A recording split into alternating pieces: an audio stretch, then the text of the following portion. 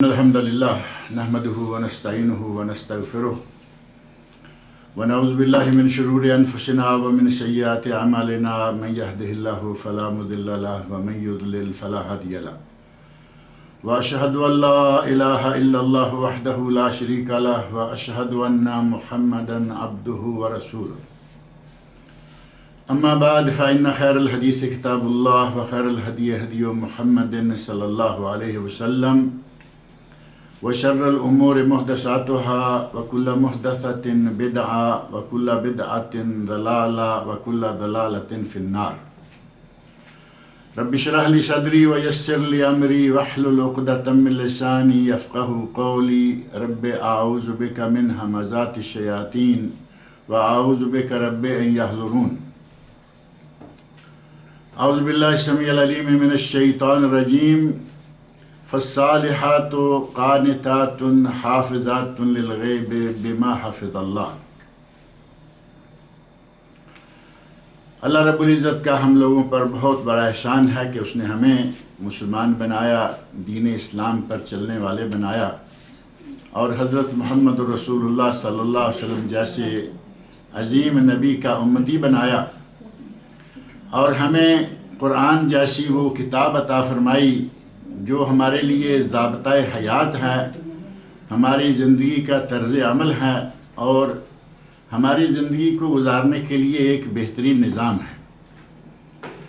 قرآن کریم میں جیسا کہ آپ کو معلوم ہے کہ اصول کی باتیں ہیں، ایک دو کلمہ کہا جاتا ہے اور اصول مقرر کر کے، اصول بیان کر کے اللہ رب العزت اس بات کو چھوڑ دیتے ہیں، اور پھر اس کی تفسیر، اس کی تشریح یہ نبی اکرم صلی اللہ علیہ وسلم کے ذمہ لگا دی گئی. اور تشریح تفسیر نبی اکرم صلی اللہ علیہ وسلم نے اپنی 23 سالہ زندگی میں قرآن کریم کے نزول کا جو سارا پیریڈ ہے اس میں ساتھ ساتھ تفسیر بیان فرما دی. نبی اکرم صلی اللہ علیہ وسلم کی بیان کردہ اس آیت کی تفسیر کے ضمن میں جو کچھ باتیں آج ہوں گی وہ یہ ہیں کہ عورت جو ہے وہ نیک عورت کون ہے. سب سے پہلے فالصالحات، نیک عورتیں کون ہیں، ان کی کچھ صفات اللہ رب العزت نے قرآن کریم میں بیان فرمائی ہیں، اور وہ صفات سب سے پہلے قانتات، کہ وہ فرما بردار ہوتی ہیں، شب زندہ دار ہوتی ہیں، اپنے شوہر کی اطاعت گزار ہوتی ہیں. یہ ایک ایسی صفت ہے کہ نبی اکرم صلی اللہ علیہ وسلم نے اس پر بہت زور دیا ہے. موقع بموقع مختلف شکلوں میں آپ نے عورت کو اس کی اطاعت گزاری اور شوہر کی فرمان برداری کا حکم دیا.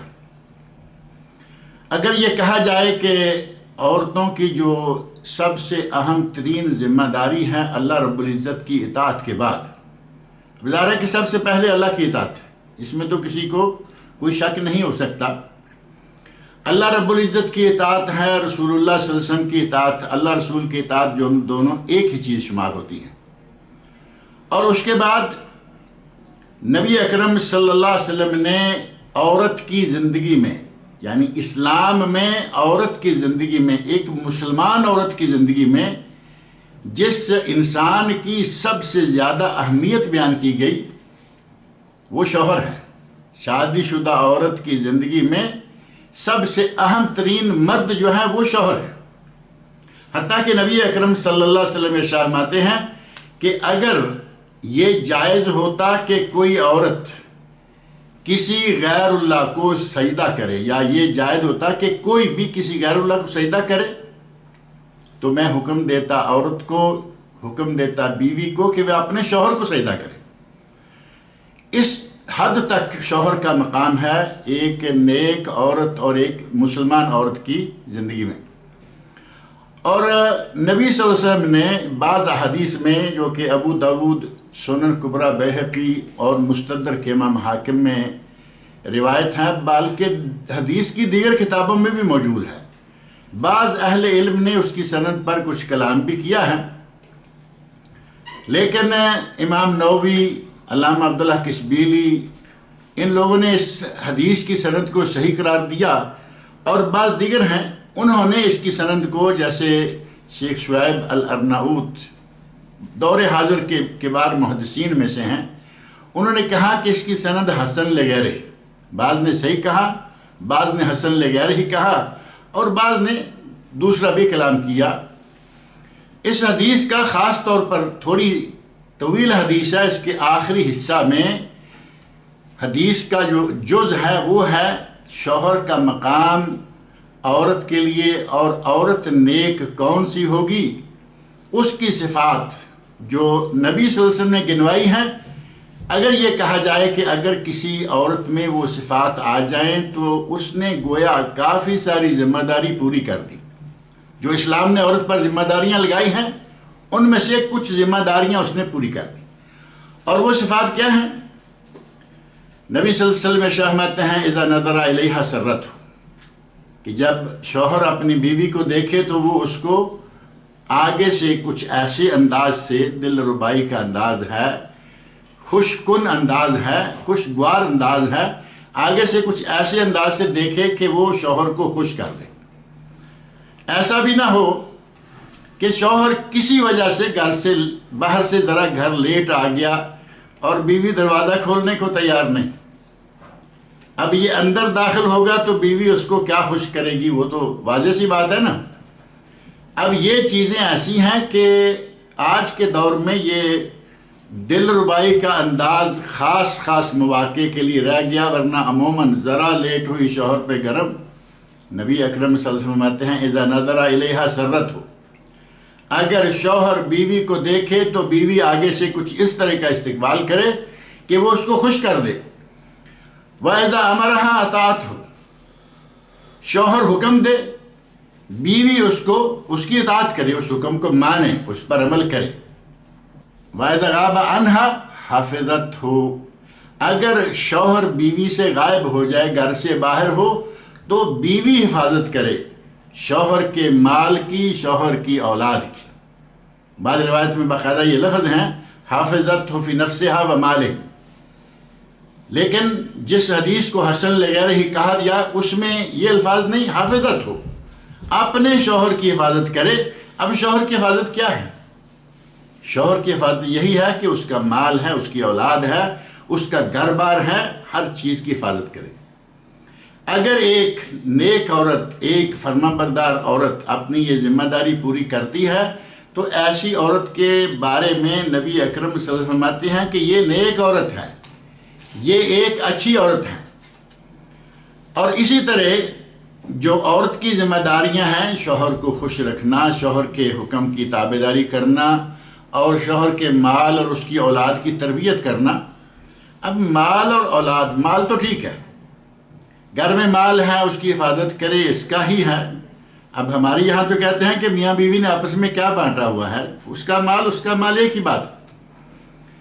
اگر عورت اپنے شوہر کے مال میں سے بغیر اس کی اجازت کے بھی کچھ صدقہ کر دیتی ہے، اور اسے معلوم ہے کہ میرا شوہر ناراض نہیں ہوگا، دونوں میاں بیوی کو ثواب ہوگا۔ اور کچھ چیزیں ایسی ہیں، عرف عام میں معروف ہوتا ہے کہ اتنا صدقہ کیا جا سکتا ہے، لیکن کوئی بہت بڑی رقم نکال کے کسی کو دے دے، وہ اپنے شوہر سے پوچھ کے دینا ہوگی۔ اور بعض خواتین کی طرف سے سوال بھی پوچھا جاتا ہے کہ میں اپنے شوہر کے مال میں سے کچھ نکال کے اپنے ماں باپ کو بھیج دوں۔ ایسے مواقع، ایسے امور کہ اگر کوئی رقم ہے تو اس کو نکالنے سے پہلے شوہر سے مشورہ کر لیں، اور اگر معمولی پیسہ ہے، فقیر آ گیا، مسکین آ گیا، محتاج آ گیا، اس کو دینا ہے، دے، کوئی حرج نہیں ہے۔ شوہر کو، بیوی کو، حتیٰ کہ جو اس گھر کے مالک کے خزانچی ہیں ان کو ایک پیسہ خرچ کرنے پر 3 لوگوں کو ثواب ملتا ہے، میاں کو، بیوی کو، اور جو خزانچی ہے اس کو بھی، جو سنبھالے ہوئے ہے، اس نے بیوی کے کہنے پر نکال کے دے دیا۔ لیکن یہ کہ بغیر اجازت کے بڑی رقم کہیں نکال دے، وہ جائز نہیں ہوگا، وہ صحیح ہوگا۔ اور بعض نے یہ کہا کہ عورت اگر اپنے جیب خرچ، جو اسے جیب خرچ ماہانہ ملتا ہے، اس جیب خرچ میں سے کچھ نکالتی ہے تو وہ چونکہ اس کا ہے، اس میں اس کو، عورت کو کھلا اختیار ہوتا ہے کہ وہ نکال لے، جتنا بھی چاہے نکال لے۔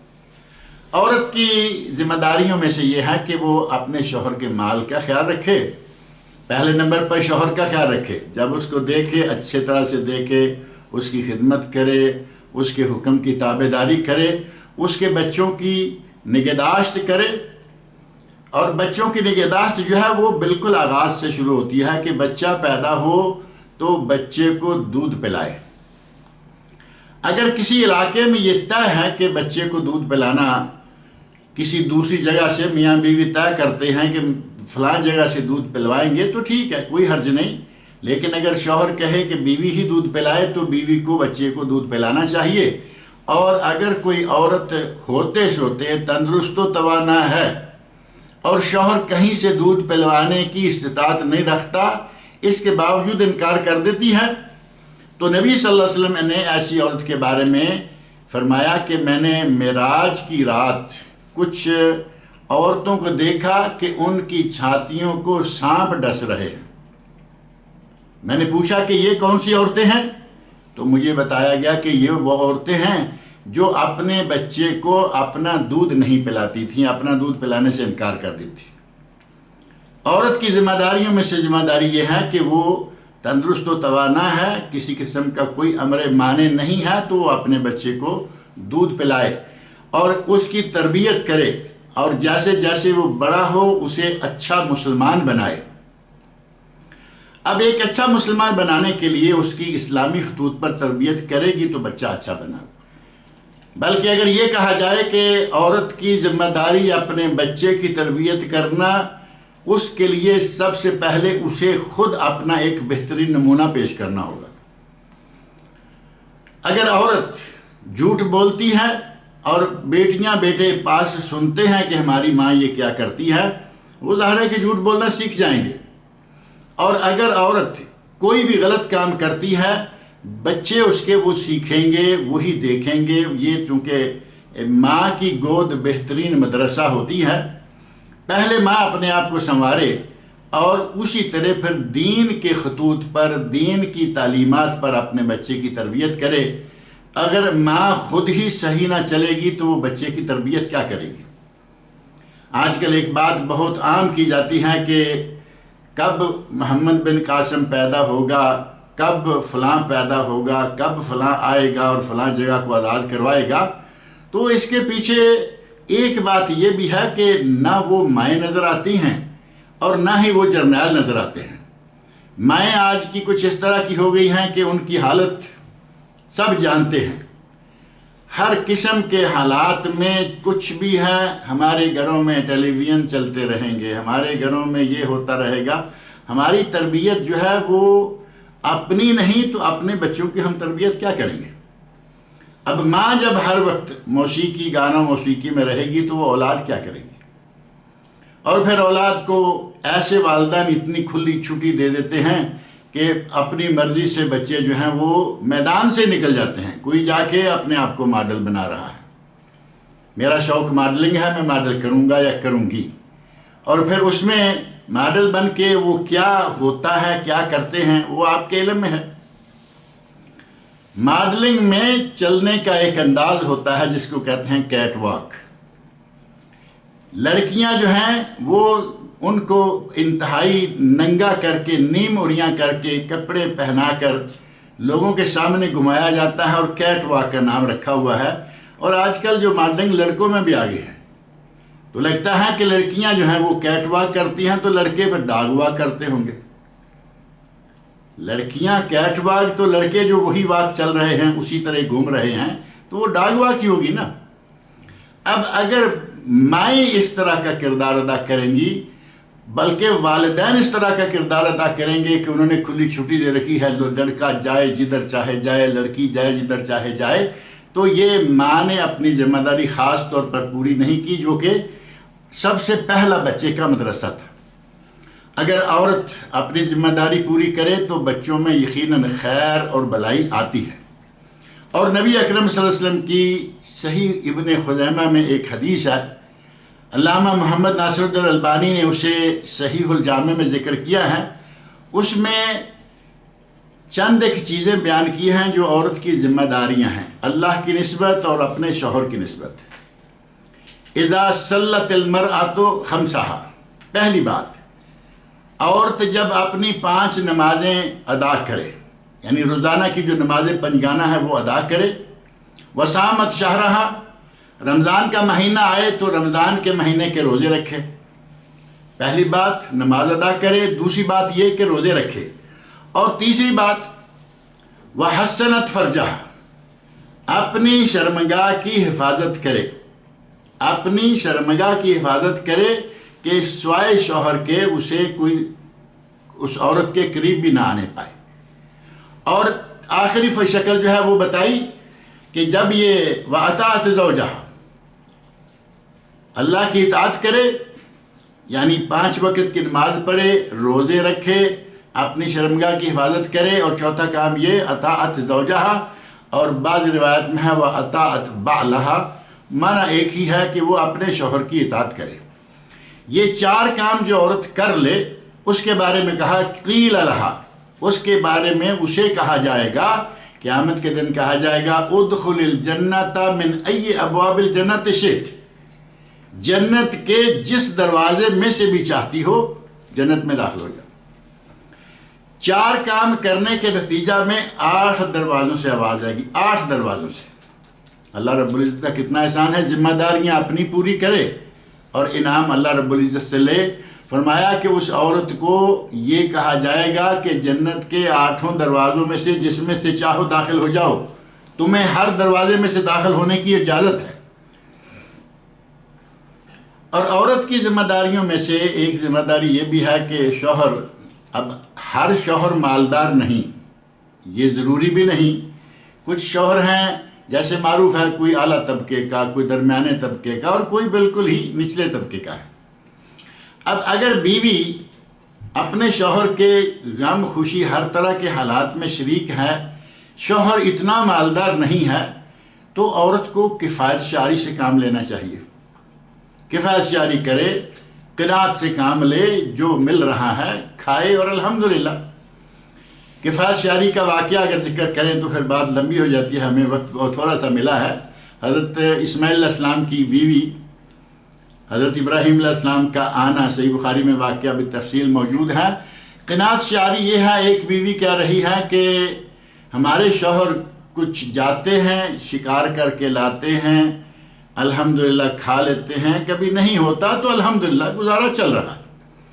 یعنی کمی بیشی کھانے کی پینے کی اگر ہو بھی جائے تو عورت یہ نہ کہے کہ کہاں میں پھنس گئی ہوں۔ یہ باتیں کرنے والی خواتین ہیں اور فی الواقع موجود ہے، اور اس کا آج نہیں، نبی اکرم صلی اللہ علیہ وسلم کے زمانے سے پتہ چلتا ہے کہ ایسی عورتیں رہی ہیں اپنے شوہر کی ناشکری کرنے والی۔ ایک عورت جس نے کہا کہ اگر شکار کر کے لاتے ہیں تو ہمارا گزر بسر ہو جاتی ہے الحمدللہ، اگر کبھی نہیں لاتے تب بھی الحمدللہ۔ اور دوسری نے کہا کبھی لاتے ہیں، کبھی بھوکے مرتے ہیں، کبھی یہ ہے۔ معلوم پہلی عورت کو کہا کہ اس کو طلاق دے دو، دوسری کو کہا کہ اس کو رکھ لو، ثبت اس عورت کو رکھ لو اپنے پاس۔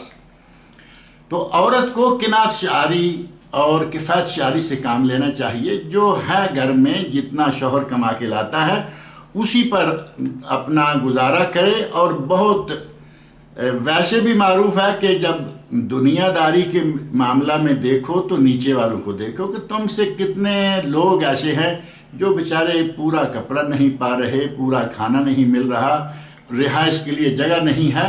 اللہ نے رہائش، روٹی، کپڑا، مکان سب کچھ دے رکھا ہے، بافراغت ہے لیکن بے انتہا نہیں ہے، تو کوئی بات نہیں۔ کفایت شعری یہی ہے کہ عورت اپنے شوہر کی کمائی پر جتنا ممکن ہے اسی پر قناعت کرے، اسی میں خوش رہے۔ اور اگر یہ کہے کہ فلاں کا گھر اتنا بڑا، فلاں کی گاڑی ایسی، فلاں کے گھر میں صوفہ ایسا، تو پھر یہ قناعت شعری نہیں ہوگی۔ اور اگر ساتھ ہی عورت دل کے اندر یہ بات رکھے اور بعد میں شوہر کے سامنے بھی رکھ دے تو نبی اکرم صلی اللہ علیہ وسلم نے فرمایا کہ یہ تو جہنم میں لے جانے والی بات ہے۔ شوہر کو کہے کہ جب سے میں تمہارے گھر میں آئی میں نے تو کچھ دیکھا ہی۔ ایسی عورتوں کے بارے میں خود نبی اکرم صلی اللہ علیہ وسلم نے بتایا ہے، آج کی بات نہیں، 1450 سال پہلے کی بات ہے۔ نبی اکرم صلی اللہ علیہ وسلم ارشاد فرماتے ہیں کہ میں معراج کی رات میں نے دیکھا، جب مجھے معراج کروائی گئی تو میں نے دیکھا کہ عورتیں جہنم میں بہت زیادہ ہیں. بڑی مشہور بات ہے یہ، عورتیں جہنم میں بہت زیادہ ہیں. میں نے پوچھا کہ بات کیا ہے، وجہ کیا ہے کہ عورتیں جہنم میں زیادہ ہیں؟ تو نبی اکرم صلی اللہ علیہ وسلم نے جب خواتین نے یہ سنا اور کہا کہ یا رسول اللہ وجہ کیا ہے کہ عورتیں جہنم میں زیادہ ہیں، تو آپ نے فرمایا کہ تم 2 کام بکثرت کرتی ہو. تم 2 زیادہ تکثرن اللعن. پہلی بات یہ کہ لعن تان بہت کرتی ہو، بچہ ہے تو اس کو لعنت، فلاں ہے تو اس کو لعنت، فلاں، ہر کسی کو لعنت ملامت میں تم بہت زیادہ آگے بڑھ چکی ہو. تکثرن اللعن، لعنت ملامت بہت کرتی ہو. وتکفرن العشیر، اور اپنے شوہر کی ناشکری بہت کرتی ہو. اب شوہر کی ناشکری نبی اکرم صلی اللہ علیہ وسلم بھی بتا رہے ہیں کہ شوہر کی ناشکری تم کرتی ہو اور کثرت کے ساتھ لعنت ملامت کرتی ہو، جس کے نتیجہ میں تمہیں میں نے جہنم میں زیادہ تر دیکھا ہے. اب شوہر کی ناشکری یہی ہے کہ جب دیکھا کہ تھوڑی کمی بیشی آئی ہے، فوری طور پر اس کے کیا کرایہ سب ختم. اور ایک بات جو عورت کی ذمہ داریوں میں سے میں بطور خاص ذکر کرنا چاہتا ہوں، بہت ساری ذمہ داریاں ہیں، ظاہر ہے کہ وہ ساری کور نہیں کی جا سکتی. اس بات کو میں ذکر کرنا اس لیے ضروری سمجھتا ہوں کہ آج کل موجودہ دور میں ان میں ایک بات بڑی پائی جا رہی ہے، وہ دوسری عورتوں میں، دوسری لڑکیوں میں یہ بات کچھ اس انداز سے پھیلا رہی ہیں کہ عورتیں اپنے ساس اور سسر کے لیے نافرمان ہوتی جا رہی ہیں. اور وہ کیا ہے؟ مسئلہ بنا دیا ہے کہ بھائی دیکھو، شوہر کی اطاعت اوکے، اور اپنے ماں باپ کی اطاعت اوکے. رہا مسئلہ شوہر کے بہن بھائیوں کا، شوہر کے ماں باپ کا، شوہر کے رشتہ داروں کا، ہمارا کام نہیں. شریعت میں عورت کو اس بات کا پابند نہیں کیا گیا کہ ساس سسر کی خدمت کریں. یہ اصول دیا، اور خود بھی اور ساتھ آگے والی جو ان کی شاگرد ہوتی ہیں ان کو بھی اس بات کی طرف آمادہ کر دیا کہ ساس سسر کی خدمت کرنا ہمارا فرض. پہلی بات یہ کہ عورت نے شادی کی اور شوہر اس کا لے کر اس کو کسی دوسری جگہ چلا گیا، باپ سسر ساس کی خدمت کا موقع ہی نہیں ملا، اس سے تو محرومی ہو گئی. لیکن اگر ماں باپ اس کے ساتھ ہیں اور اس کی بہنیں بھی گھر میں ہیں، بھائیوں کا تو ٹھیک ہے، وہ غیر محرم ہے، اگر بڑے ہیں تو وہ غیر محرم ہیں، ان کی خدمت کا مسئلہ ختم ہوا. لیکن اس کی بہنیں ہیں، اس کی ماں ہے، اس کا باپ ہے، اگر یہ لوگ گھر میں اس شوہر کے ساتھ موجود ہیں تو عورت کو اگر کہا جائے کہ کسی حدیث میں شوہر کے ماں باپ کی خدمت کرنا نہیں آیا، تو میں ان خواتین سے، ان مبلغات سے، ان مدرسات سے، ان واعظات سے عرض کروں گا کہ کیا کہیں یہ بھی آیا ہے کہ نہیں کہ اپنے شوہر کی بات مانو؟ نبی اکرم صلی اللہ علیہ وسلم کی طرف سے اتنی شوہر کی اتنی اہمیت جو میں نے ذکر کیا ہے، اور موجود ہے بات قرآن و سنت میں کہ اگر غیر اللہ کو سجدہ کرنا جائز ہوتا تو میں بیوی کو حکم دیتا کہ شوہر کو سجدہ کرے. جس شخص کا اتنا مقام ہے وہ شخص اپنی زبان سے کہہ رہا ہے کہ میری اماں کی خدمت کرو. اب اس کو اور کون سے حکم کی تلاش ہے، کون سے حکم کا انتظار ہے؟ شوہر کہہ رہا ہے میری ماں کی خدمت کرو، میرے باپ کی خدمت کرو، میری چھوٹی بہنیں ہیں ان کے ساتھ حسن سلوک سے پیش آؤ. اب عورت وہ کوئی خاص نس طلب کرے تو دوسری نس ملے نہ ملے، یہ بہترین نس ہے اور قطعی نس ہے کہ عورت کو اپنے شوہر کی بات ماننا ہوگی، اور صرف وہ بات نہیں مان سکتی جس بات میں اللہ رسول ناراض ہوں. اب ہمارے یہاں بیویاں وہ تو باتیں مانتی آ رہی ہیں. شوہر نے کہا کہ تھریڈنگ کرنی ہے، یہ کرنا ہے، وہ کرنا ہے. آج کل کتنے رواج نکلے ہوئے ہیں، میک اپ کا انتہا، اور جو کچھ بھی ہے شوہر کہہ رہا ہے اس میں جائز ناجائز ہر کام کر رہی ہے. لیکن شوہر ایک جائز مطالبہ کر رہا ہے تو اس کو ماننے کے لیے تیار نہیں، کیونکہ اس کے بارے میں قرآن سنت میں کچھ نہیں آیا کہ ساس سسر کی بھی خدمت کرنا ہے. عورت کی ذمہ داری ہے، بیوی کی ذمہ داری ہے کہ وہ اپنے شوہر کے ماں باپ کی خدمت کرے، اور ان کو بھی اپنا ماں باپ ہی سمجھے، اپنے شوہر کے ماں باپ کو اپنے ماں باپ سمجھنا چاہیے، اور جس طرح بیوی اپنے شوہر کو ماں باپ اپنا سمجھے، اسی طرح شوہر کو بھی چاہیے کہ بیوی کے ماں باپ کو اپنے ماں باپ سمجھے۔ اور یہ یقیناً ماں باپ ہوتے ہیں، قائم مقام ماں باپ کی جگہ، یہ تو ایک ایسا مقام اور ایک عظیم مرتبہ ہے کہ اس میں خواتین کو چاہیے کہ بزرگ ہستیاں ہیں، دعاؤں کا ایک مسلسل بہتا ہوا سرچشمہ ہے، آپ تھوڑی بہت خدمت کر کے ان سے دعائیں لے لیں گی، آپ کا کیا نقصان ہوگا؟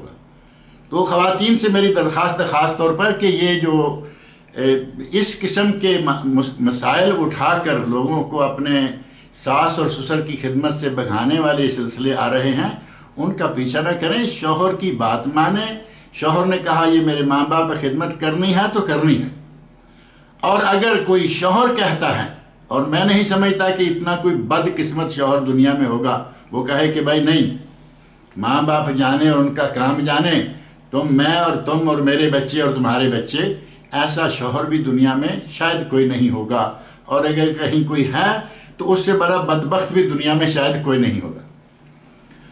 شوہر کی خدمت عورت کے لیے عظمت ہے، اور عورت کی ذمہ داریوں کے ساتھ ساتھ ایک ذمہ داری لگے ہاتھوں شوہروں کی بھی یہ ہے کہ اگر کہیں کوئی عورت نافرمانی کرتی ہے تو اس کے ساتھ مار کٹائی اور فوری طور پر ہمارے یہاں عادت ہے، اس کو سمجھانے کی ضرورت ہے تو سمجھائیے۔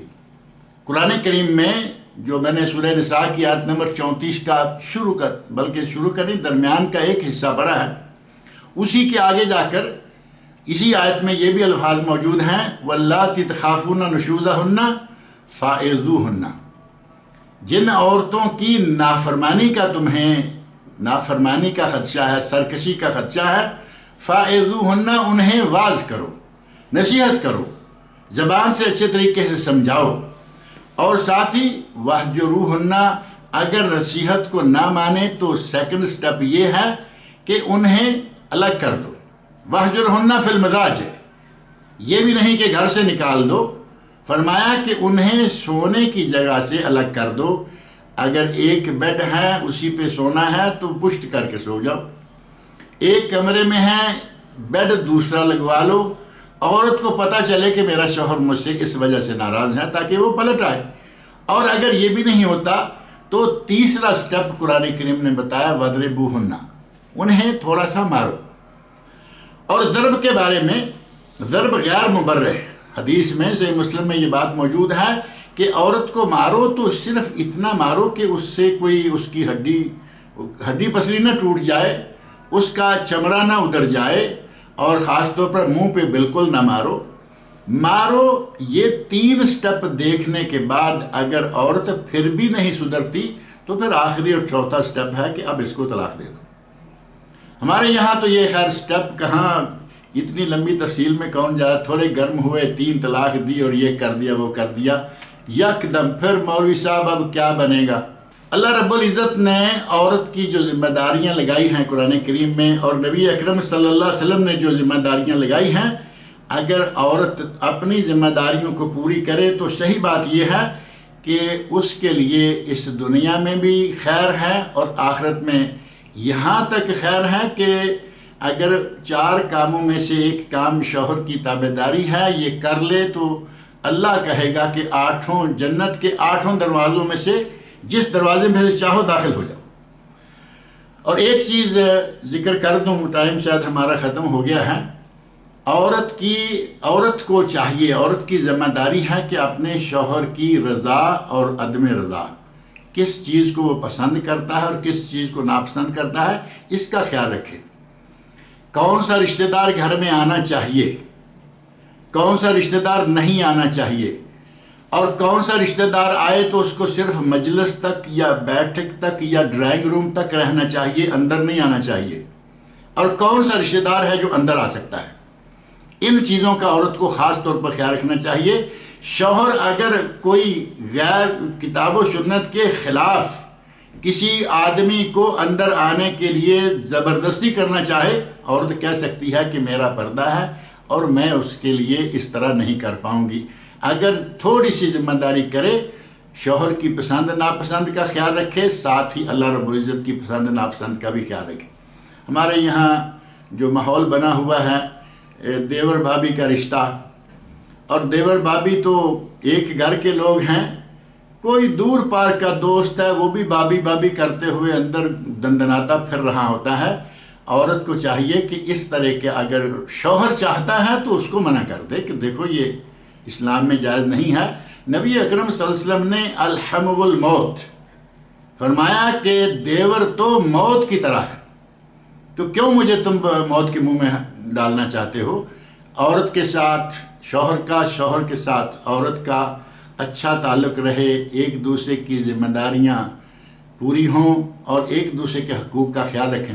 ایک جملہ آخر میں صرف یہ کہوں گا کہ جو عورت کے حقوق ہیں وہ شوہر کی ذمہ داریاں ہیں، اور جو شوہر کے حقوق ہیں وہ عورت کی ذمہ داریاں ہیں۔